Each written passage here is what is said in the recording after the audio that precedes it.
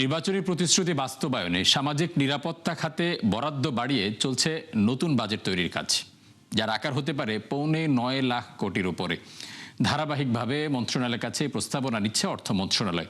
সংশ্লিষ্ট কর্মকর্তারা জানান, বাড়তি অর্থের চাহিদা মেটাতে কর ফাঁকি বন্ধ ও উন্নয়ন প্রকল্পে অপচয় কমানোর নির্দেশনা রয়েছে নতুন অর্থমন্ত্রীর। রুহুল আমিনের রিপোর্ট। আমি 2 দশক পর আবারও জাতীয় সংসদে বাজেট উপস্থাপন করতে যাচ্ছে বিএনপি সরকার।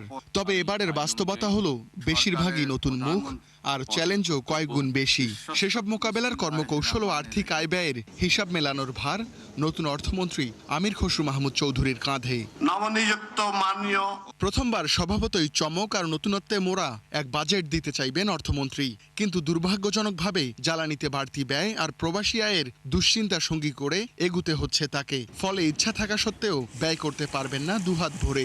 অবশ্য এর মধ্যেও নির্বাচনী ইশতেহার পূরণে অগ্রাধিকারের তালিকায় থাকবে ফ্যামিলি কার্ড, যার আংশিক বাস্তবায়নে আসছে অর্থবছর দরকার হবে অন্তত 15,000 কোটি টাকা। এছাড়া কৃষক কার্ডের জন্য রাখতে হবে বাড়তি বরাদ্দ।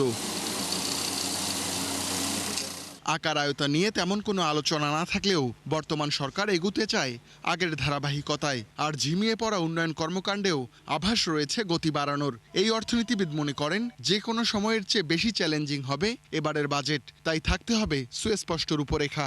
রাজস্ব সীমিত, সতর্ক থাকতে হবে, কারণ ঝুঁকি, এই যে মধ্যপ্রাচ্যের যুদ্ধের ফলটা আমাদের উপর কেমন আসবে এগুলো দেখার বিষয় আছে।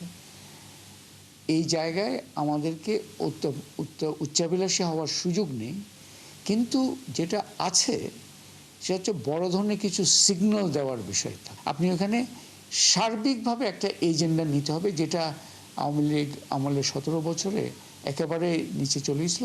এটাকে আমি বলবো ব্যয় দক্ষতা। এই ব্যয় দক্ষতা কিন্তু ওইভাবে ফোকাসেও আসে না এবং হয়ও নাই। দীর্ঘদিন ধরে বাজেটের সিংহভাগ জুড়ে থাকা বেতন ভাতা আর সুদ পরিশোধের বাড়তি চাপ বহন করতে হবে সরকারকে, যা আরও বাড়তে পারে নতুন অর্থ বছরে। ফলে ইচ্ছা থাকার পরেও স্বাস্থ্য শিক্ষায় প্রত্যাশিত ব্যয় বাড়াতে পারবেন না নতুন অর্থমন্ত্রী। সিপিডির এই গবেষকের মতে, নতুন বাজেট চূড়ান্ত করার আগে পুনর্মূল্যায়ন করতে হবে সংশোধিত বাজেট, যাতে প্রকৃত বাস্তবতার নিরিখে সিদ্ধান্ত নিতে পারে নতুন সরকার। ওনারা নির্বাচন ইশতেহারে যেমন বলেছেন যে কর জিডিপির অনুপাত ওনারা বাড়াবেন, সেটা যদি হয় আগামী 5 বছর শেষে এখন যেটা 6.5-7% আছে, এটা 13%-এর কাছাকাছি যাবে। তো সেইটার প্রক্ষেপণটা ওনাদের এখন ঠিক মতো করতে হবে এবং তার সাথে মিলিয়ে আমার সংস্কার কার্যক্রমগুলো নিতে হবে। কারণ আপনি সম্পদ কতখানি নিতে পারবেন সেইটার উপরে নির্ভর করছিল যে আপনি ব্যয় কতখানি করতে পারবেন। বাজেটে প্রধান চ্যালেঞ্জই হবে অর্থ সংস্থান। এজন্য কর আহরণ বাড়াতে ভিন্নধর্মী পদক্ষেপ চান বিশ্লেষকেরা। এছাড়া ঘাটতি অর্থায়নে ব্যাংক নির্ভরতা কমানোর পরামর্শ ব্যবসায়ী নেতাদের। একই সঙ্গে চান বিনিয়োগ বান্ধব পরিবেশের নিশ্চয়তা। পলিসিগুলো নেওয়া হবে সেটা যেন লং টার্ম পলিসি হয়, প্রতি বছর যেন পলিসি পরিবর্তন না হয়। সরকার বা বাজেটে যে পলিসি দেওয়া হয় সেই পলিসির ভিত্তিতে আমি একটা উদ্যোগ নিলাম বা আপনি একটা উদ্যোগ নিলেন, 1 বছরের পরে এই পলিসিটা চেঞ্জ হয়ে গেল, তাহলে আপনার এই উদ্যোগটা আর ফিজিবল থাকবে না। সব ঠিক থাকলে জুনের প্রথম সপ্তাহে সংসদে পেশ হতে পারে নতুন অর্থ বছরের বাজেট। রুহুল আমিন, 71, ঢাকা।